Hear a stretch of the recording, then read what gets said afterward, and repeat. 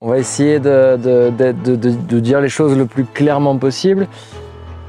Est-ce que t'es parti en 800 DE parce que je t'ai demandé de partir en 800 DE? Salut Internet, j'espère que tu vas bien.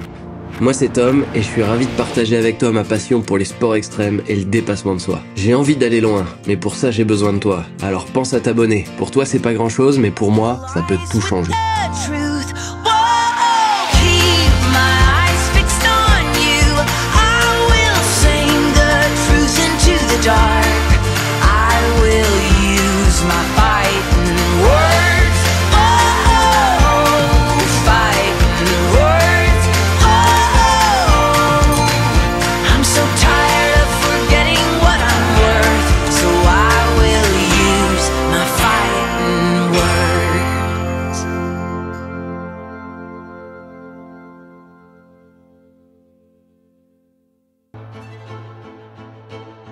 Est-ce que t'es parti en 800 DE parce que je t'ai demandé de partir en 800 DE? Non. Est-ce que t'es parti en 800 DE parce que Suzuki t'a demandé de partir en 800 DE? Ah non, pas du tout. Non. Pourquoi es-tu parti en 800 DE? Parce que pour faire ce qu'on fait, ça passe mieux. Ça passe mieux. Et je roule en GS moi, hein, mais j'aime ma GS. Mais pour faire ce qu'on fait, la 800 DE, elle passe bien. Elle passe partout, elle a un équilibre d'enfer. Voilà, elle encaisse super bien. La fourche, c'est... Électronique, t'es à l'aise avec? Incroyable, elle aide beaucoup. Faut mettre en G, je précise en G.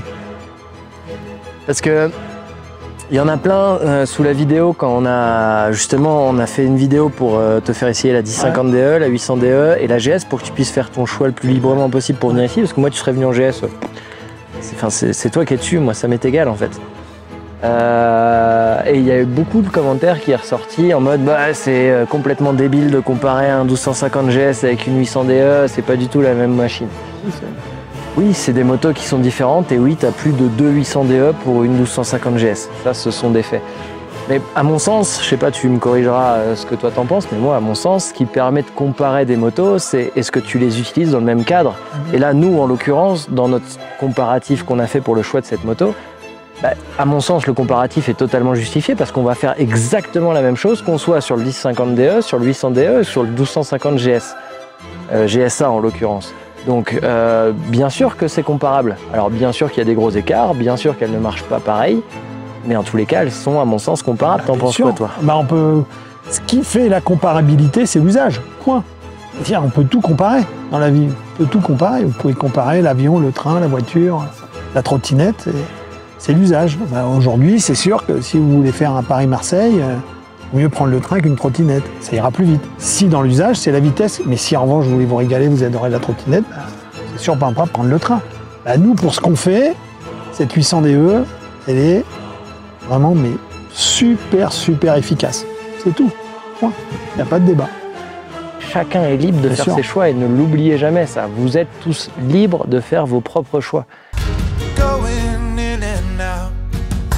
Those revolving doors, it blows me away. Take me away.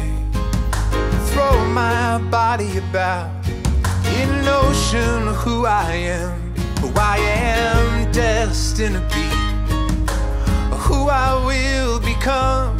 Light me up, giant star. Nous avons ouvert les yeux doucement aujourd'hui, encore émerveillés par l'accueil que nous avions eu hier soir. Et le réveil ne fera que confirmer à quel point ce moment est hors du temps et restera à jamais gravé dans nos mémoires. On a le chemin pour rentrer. On parle de nouveau de l'itinéraire avec Irfan, sachant que de mon côté, j'ai passé une bonne partie de la nuit sur les cartes satellites pour essayer de voir par où nous pourrions passer.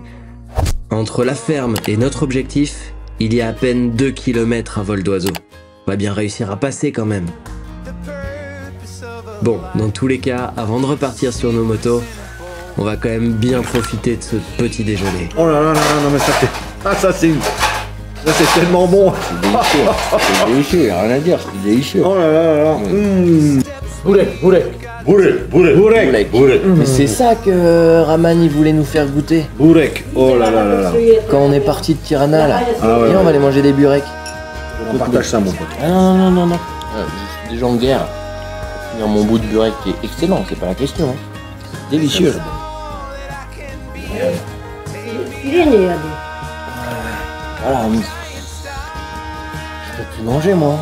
On a mangé hier soir comme des rois. On en profite aussi pour s'échanger le numéro de téléphone et adresse email avant de reprendre notre chemin. On se sent un peu démuni de ne rien pouvoir leur offrir, alors du coup c'est pas grand chose, mais on leur donnera quand même une casquette avant de partir. Voilà.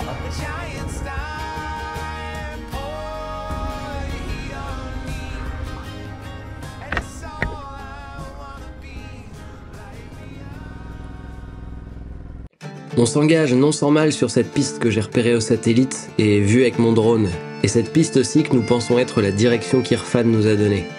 Nous ne savons pas où nous allons réellement, mais dans tous les cas, comme disait Balavoine, Dieu que c'est beau. Ça a coupé le souffle le truc. Hein. Très très beau c'est. Ça a coupé le souffle et puis encore une fois, t'imagines 0 carto. Là le chemin, le gars il te le dit pas. Je le devinais sur le satellite, mais putain, on le sait, on le voit pas quoi. Alors, regarde comment on passe sur la crête. Oh là là là là là là. Voilà, c'est magnifique. Délirium. Oh là là là là là là. Tu te rends compte qu'ils ont appelé leurs amis qui parlaient anglais pour nous dire mais restez, restez, vous pouvez rester manger, vous pouvez rester. Non mais... Je pense vraiment qu'on est privilégié plus. Hein. Parce que là, de 1, t'as vu comment on s'est fait accueillir. Enfin ça déjà, il n'y a pas de mots pour décrire ça. De 2, on est sur des endroits qui ne sont pas cartographiés. Donc ça veut dire que quasiment personne n'accède ici à part les gens qui le connaissent. La piste rentre dans la forêt, et c'est exactement à partir de là que je la perds sur mes vues satellites.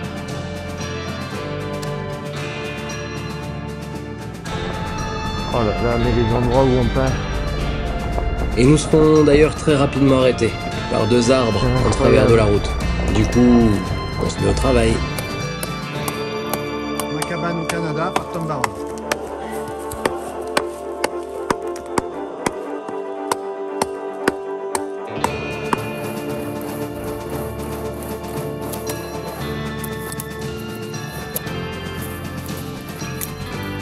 Le deuxième est bien plus gros.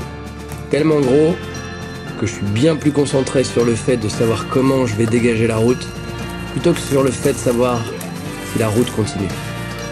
Et effectivement, nous n'aurons pas bougé ce gros bout de bois. C'est gros hein, quand même. Hein. Dead end.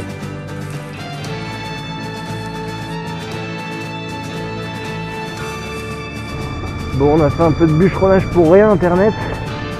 Parce que cette piste là s'arrête. Donc énième demi-tour dans la pente, dans des endroits pas simples. Et on va essayer de retrouver un chemin qui continue sur notre piste parce que sans carto c'est dur. C'est vraiment dur. On passera un bon moment pour chercher une sortie à ce 3A. Alors c'est là où il va y avoir un virage sur la droite. Attends, je vais garder le téléphone comme ça. On va y aller doucement. Et nous, il faudrait qu'on aille tout droit.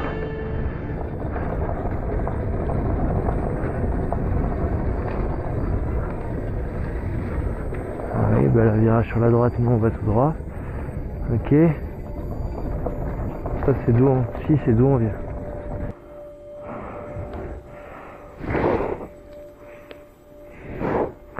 C'est quoi ce bordel, putain?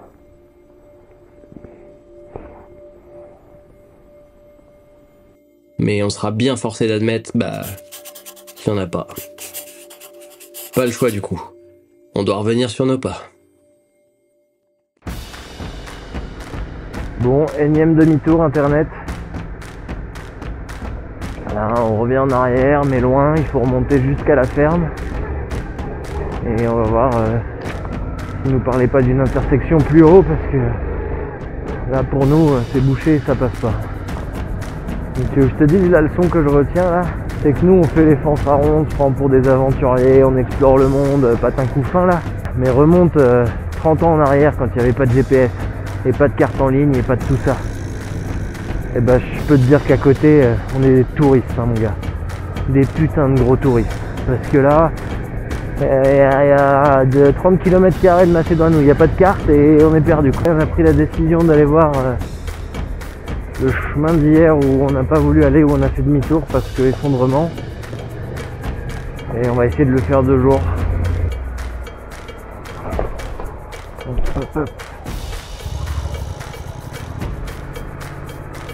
Allez, on y est. Putain, ça va être costaud à monter quand même.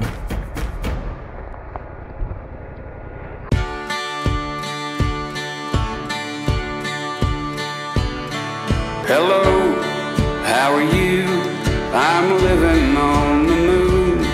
I'm calling from a telephone inside of a saloon. The only other person here left many years ago. And now I sit here at the bar, feeling so alone. Yes! I've read all of the books I had and walked the planet round. Yet still the thing I'm looking for refuses to be found. Except this clanging deep regret. Oh, I am such a fool. A man who wanted quiet, so he went up to the moon. But now this precious solitude I once thought so sublime. Ouais, il m'a proposé de monter la mienne, mais j'ai dit non. Hein. Ah bon? Oh putain. Le truc, il est comme ça, Internet. Les boulis est passé. Les boulis, bah les motos sont passées. Nous, on est encore du mauvais côté. Faut qu'on transvase toutes les affaires. Bah, en soi, si tu veux, la montée, elle est... Bon, elle est technique, elle est quand même raide, c'est un beau mur, mais le vrai débat, c'est de réussir à être sûr et certain que si tu ne montes pas, tu arrives à te mettre en sécurité et pas la moto dans une position où elle peut tomber dans le ravin, dans le glissement de terrain. Dans ma spécialité, en fait, il faut pas faire ma spécialité. C'est un glissement de terrain, en fait, qu'il y a. Et ce qui est un peu délicat, c'est que du coup, c'est de travers, faut attaquer la montée de biais. Du coup, le biais, si tu le ripes, il te fait tomber dans le glissement de terrain, quoi. C'est ça un peu la subtilité du truc. Je sais pas si on le verra à l'écran, mais la réalité c'était ça. C'est vraiment que tu l'attaques de biais et que si tu perds le grip, bah tu vas pas du tout là où il faut, quoi. Ah ouais, là, mais bon, c'est super passé les deux, hein. Bah, c'est toujours pareil. Moi, je trouve cette situation hyper intéressante parce que on est loin de chez nous, très loin, très très loin. Personne sait où on est. On n'a pas d'assistance, enfin on n'a rien. Donc là, la moindre décision, la moindre action qu'on va faire va avoir des conséquences qui sont quand même conséquentes. Donc quand tu es face à une situation problème comme celle-là, il faut vraiment réussir à tout poser. Tu vois, hier, quand on est arrivé là, je voyais déjà que je pensais que je pouvais passer, mais j'avais pas les ressources nécessaires pour le faire hier. Moi, c'est pour ça qu'hier, je t'avais dit, on fait demi-tour ou on dort là, parce que hier, j'étais pas en état de le faire. En gros, il faut toujours te poser les questions de est-ce que je suis sûr à 99,9% d'y arriver? C'est jamais du 100%, parce qu'il y a toujours cette part de chance, mais c'est pas de chance, mais cette part d'inconnu et d'erreur possible, parce qu'on reste humain, l'erreur est possible. Mais est-ce que j'estime être capable de mettre en œuvre toutes les compétences nécessaires à la réussite de ce passage? C'est-à-dire qu'il y a largement un bénéfice gagnant à me dire j'y vais parce que je suis quasiment sûr, voire je me persuade que je suis sûr que ça peut y aller. Si c'est pas le cas, c'est no way, quoi. On n'y va pas. C'est no way, il y a beaucoup trop de risques. Il y a beaucoup trop de risques, donc il faut vraiment... C'est hyper pentu, hein. Ouais, mais encore une fois, je pense que ça va s'écraser à l'écran, mais... C'est un ravin. Mais ouais, la situation est intéressante, quoi, je trouve, hein, personnellement. Ah bah en termes de gestion des émotions... Là, on est... Même moi, je tenais la caméra... Là, on est dedans. On est dedans dans la gestion des émotions. Il y en a peut-être qui diront qu'on cherche la merde. Moi, je suis pas d'accord avec ça. C'est qu'encore une fois, soit tu voyages avec la vision moderne du voyage qu'on a chez nous en Europe, c'est-à-dire c'est bien cartographié, c'est de la belle route, c'est bien propre, soit tu voyages juste à travers le monde pour découvrir le monde, et des trucs comme ça, à chaque fois que tu pars, t'en as. Enfin, c'est obligatoire. Je veux dire, là, celle-là, pour le coup, on est revenu sur un endroit qui est cartographié, mais tu vois que quasiment personne passe là parce qu'on voit à peine le sol par endroit. Tu vois, par exemple, les ornières, l'ornière, c'est vraiment un truc chiant. Mais putain, mais en termes de philosophie de l'ornière, c'est extraordinaire. L'ornière, elle te dit quoi? Elle te dit n'essaye pas de lutter. N'essaye pas. Ça sert à rien. Et pourtant, tu luttes. Ta roue avant, elle va directement dessus, tu vois. Alors que c'est l'inverse qu'il faut faire. C'est l'inverse, il faut laisser la roue avant faire ce qu'elle veut. Et puis, ne lutte pas. En fait, c'est tout le contrôle que tu as sur la vie qui est là, qui est dans l'ornière, en fait. Comment tu gères la surcharge mentale à laquelle tu es confronté? Parce qu'en permanence, tu es en surcharge mentale. C'est par un niveau de charge émotionnelle très très lourd. Je transpire beaucoup, je perds beaucoup d'eau. Et c'est la concentration, la respiration. Pour dire les phrases. Un peu comme des mantras. Tu vois, finalement, d'avoir une forme de décontraction. Et c'est pas facile, hein, franchement. Quand on en arrive à ce stade-là, on transcende vraiment la pratique, dans le sens où, comme on en a déjà parlé, c'est plus juste on fait de la moto, on a adopté une philosophie, et c'est encore une fois, c'est très proche de la pratique de n'importe quel sport extrême. C'est une philosophie qui va te permettre, comme tu disais, se répéter des mantras, avoir ces guidelines. Moi je marche beaucoup, comme je te l'ai dit, avec ces phrases choc en tête. Encore une fois, l'erreur elle est permise, une fois. Mais la dernière chute que tu prends, c'est plus de l'erreur, c'est la 6e, 7e. Tu vois, sur le même schéma. Donc il y a un moment, on fait quoi? On le répète jusqu'à ce que la moto soit 300 mètres plus bas et toi avec? Ou alors, on change de mindset et on trouve comment... parce que tu as deux choses. Tu as de un, le côté technique, pour ne plus que ça arrive. Mais ce côté technique seul, il va pas marcher parce que l'essence même du off-road, c'est que chaque endroit est différent. Là, c'est parce que l'ornière, elle est un peu comme ci, là, c'est parce qu'il y a un caillou un peu comme ça. Donc, il y a des milliards de techniques à chaque fois pour sortir de ça. Donc, on ne peut pas résoudre le problème uniquement par une technique, mais par une approche globale de la situation et par une posture.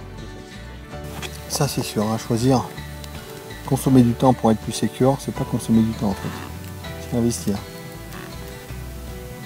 Ah bah oui, c'est comme ça aujourd'hui. Hein. Oh la vache! Ah bah oui. Ah, tu m'as séché, c'était trop beau là. C'est beau, hein.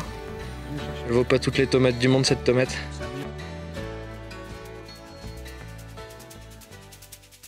Bon, glissement de terrain passé, que nous réserve la suite. C'est sûr qu'avec ce glissement de terrain, je pensais que cette partie-là de la route est encore moins empruntée. C'est bien ma crainte à chaque fois qu'on arrive sur un endroit comme ça.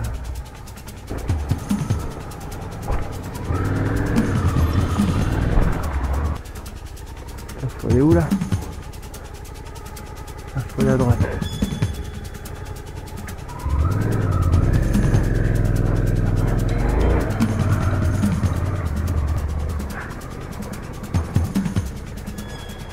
Putain, il y en a tellement que je vois plus la moto quoi. C'est ouf. Ah, j'espère qu'on est bien parce que de nouveau je suis hors carto. On sait pas du tout là.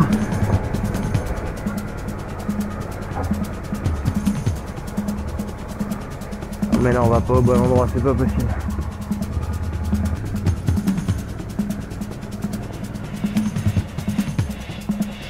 Je pense que j'ai dû louper le chemin. Je vois qu'on est sur le chemin satellite. Et là on est exactement sur le chemin que je voulais rattraper de là-haut là. Donc on va se retrouver bloqué. Tu vois ce que je veux dire?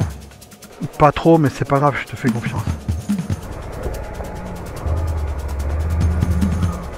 Ouais, là on est revenu sur la trace.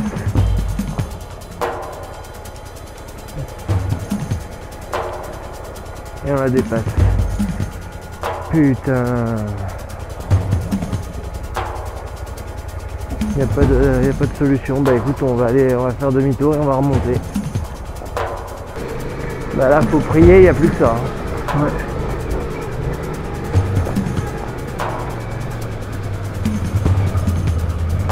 Il n'y a pas de piste là, hein. Non, non. D'accord. Zéro. Ouais.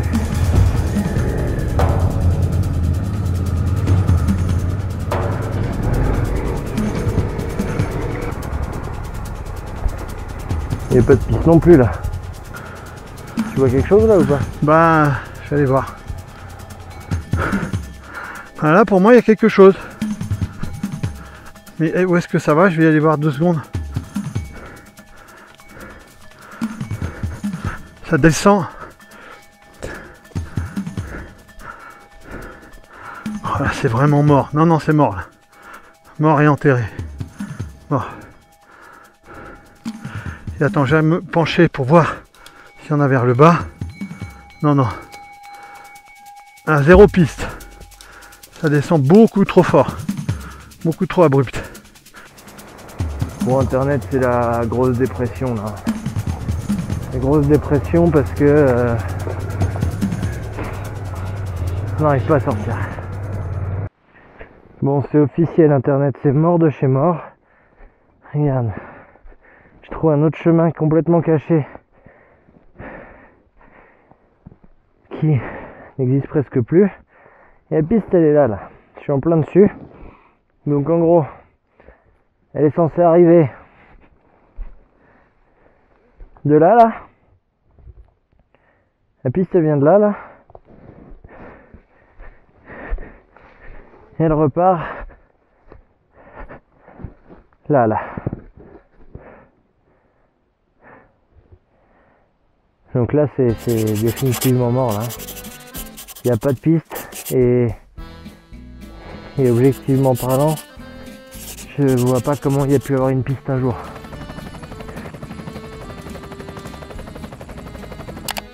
C'est galère de fou, hein. Galère de fou.